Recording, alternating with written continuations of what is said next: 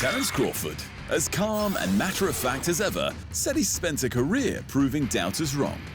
And he's done it again. Canelo Alvarez was the bigger name, but Crawford beat him too. And now he's the undisputed champion in his record-setting third division.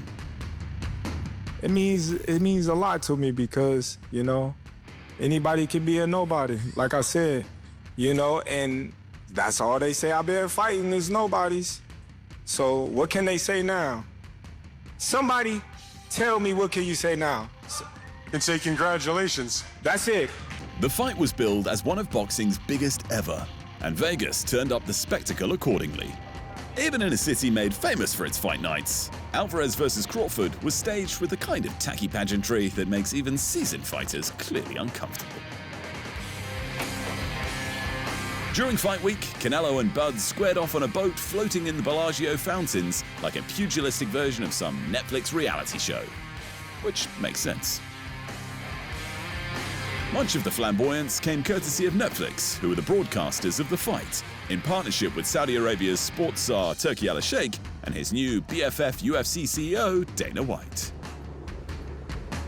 For boxing itself, though, this was for more than just belts. It was about deciding who wears the crown of their generation, and both fighters were angling for a legacy-defining victory. I think fights like this help the sport of boxing, grow in the sense of having the best fight the best. And it ain't gonna do nothing but make the sport better, and the best gonna start fighting the best. This fight for me is big. It's one of the biggest fights in my career for sure. Means a lot, this win, and he's gonna be in the very top. Alvarez was set to enter the ring as the 35-year-old favorite. And as was always the case when he fought on the Mexican Independence Day weekend, he had the majority of the fans in attendance roaring him on. By comparison, Crawford, 37, was jumping another 2 weight classes, you might even say 3, in his quest to conquer even more divisions. But apparently, he was still having to answer questions about his stellar resume. Well, anybody can be a nobody, and for what everybody say, I haven't fought anybody, so come Saturday, we're gonna all see.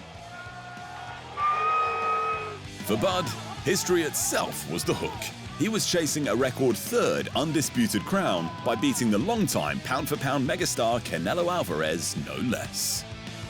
The fact that this fight was history in the making was a big reason why the UFC's Dana White had agreed to come on board in the first place. It's no secret that boxing has been in a slump, and even hardliners like Max Kellerman admitted the sport could do with some of White's UFC magic. Canelo wasn't convinced. UFC is really popular, that's because of Dana White. He built something like the NBA. Stop now, because he's about to do it for boxing again. For boxing now. You want an NBA or an NFL in boxing? Here it comes. Because he knows how to build an institution. And how do you do that? Hey Max. Boxing is always bigger and bigger. Don't say boxing is not big enough. Boxing is big. You know how big is boxing. Should it get bigger, yes or no? Should it get bigger, Canelo? Yeah, maybe it's gonna be bigger, but look, boxing is always big and big and bigger and bigger and bigger. From the booing, clearly Canelo wasn't the only one to be suspicious of the UFC's involvement. And Uncle Dana had to brush off questions about the Ali Act, the US law meant to protect fighters from promoter abuse, which he called irrelevant to a night this historic. Why then do you want to make sweeping changes to the Muhammad Ali Reform Act that is meant to protect fighters to bring about a business model that currently has your company already paid out $375 million in antitrust lawsuits and has 2 potential pending class action lawsuits on the way as well? Well, this is obviously a long discussion. If you want to talk to me about that, set up an interview. This isn't about me and my business. It's about these 2 guys on Saturday night. Dana, my follow-up is, if TKO can't make those changes to the Ali Act, will you still invest in the sport of boxing? Will you compete in the market?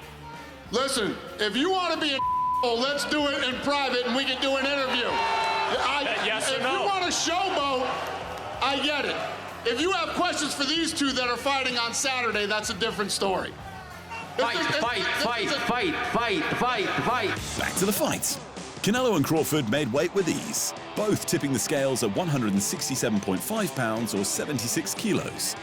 The size narrative in which Bud would be the smaller and weaker man quickly unraveled when the American showed up with every ounce of his frame carved from granite. As always, Canelo looked like a tank, and he undoubtedly cut more weight than Bud to make the limit. But he's been the reigning super middleweight king for 4 years. His body has been perfected for the division. When they squared off, Bud didn't look small at all, and his height and reach advantage stood out. Normally, Canelo shrugs off disadvantages like those. Every opponent he's faced since 2011 has been either the same height or taller, but this wasn't your average opponent. And as 41 million Netflix viewers learned, few fighters in history have operated on Crawford's level. Canelo may have entered with all the belts, but he quickly found out that Bud was going to be the hardest puzzle of his career. It wasn't that Alvarez fought poorly. He threw, landed, and he stayed upright. But Crawford was always one step ahead of the Mexican's moveset. Bud's speed, his angles, his strength, and his boxing IQ, Canelo just couldn't work him out. If it continues this way, not only is he not backing up from Canelo's power, but he may be doing more damage with his own in these exchanges. We already know. We knew Crawford is a great fighter, and I did what I supposed to do, right? I tried for every way, and I trained really hard, and he deserved all the credit. No, I try my best tonight, and I just cannot figure out the style. While Crawford never came close to finishing him, he didn't need to. He neutralized Canelo at every turn, fired at will, and finally got the kind of win that silenced every "yeah, but" criticism linked to his resume. Furious action. Time will tell. Those two look like it hurt. This is Canelo's best moment of the fight. Hey, listen, like I said, the great things come to those who wait. You know, the cream always rises to the top. All the time that they blocked me out, they said I wasn't fighting nobody. I can't beat this dude, I can't beat that dude. Every time that I got a chance, I wiped the floor with him. What's next for the champ is unknown. Crawford turned 38 next month, and there is no bigger name than Canelo for him to chase. Maybe this was his last dance. Maybe not. But either way, this win cements him as part of any conversation about the greatest fighter of his generation. So just imagine where I would have been at today if I had got them opportunities a long time ago. But then again, it wasn't my time. My time is now, and I'm happy that everything played out the way it did, and you're looking at the undisputed champion of the world right now. Not to be outdone, Naoya Inoue reminded the world why he's in the same conversation with Crawford. The third-ranked Murodjon Akhmadaliev was supposed to be a challenge for the undisputed junior featherweight champ, but he just wasn't. Inoue set the tone and punished the head and body with laser precision. By the 8th round, Akhmadaliev was frustrated and swelling, while Inoue barely had a scratch on him. When the final bell rang, it had been another masterclass on the monster's historic run. What separates Inoue from everyone else in boxing, including Crawford, isn't just the wins. It's how much better he looks than his opponents. He's already cleaned out 4 divisions, and it's hard to imagine he won't add more, because he isn't just beating champions, he's dismantling them. In other championship results, Christian Medina flattened Yoshiki Take to capture a bantamweight strap. The flyweight champ Anthony Olasquaga demolished Juan Carlos Camacho, and Lewis Crocker dropped Paddy Donovan twice en route to a split decision and his first world title. But the weekend's biggest gut punch came outside the ring. Ricky Hatton, the beloved former world champion, was found dead at 46, just 2 months after announcing his return to boxing. A brawler in the ring and a folk hero outside of it, Hatton fought legends like Kostya Tszyu, Floyd Mayweather, and Manny Pacquiao. But it was his down-to-earth nature that truly made him one of Britain's most adored sporting icons. Hatton's death shook not just boxing. A lifelong Manchester City supporter, he was honoured before their derby against Manchester United, where both teams wore black armbands and fans rose for a minute's silence. City manager Pep Guardiola summed up the moment after City's win.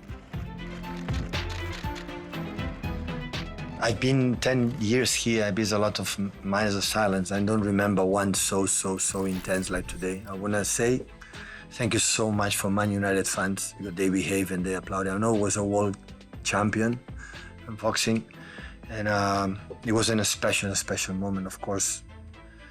And the minute of silence was unbelievable. It was an experience that I will remember, because I feel in every applause or every person in the stadium the gratitude for what they have done professionally, and of course being a massive City fan. We are so sad and feel so sorry for the family, of course.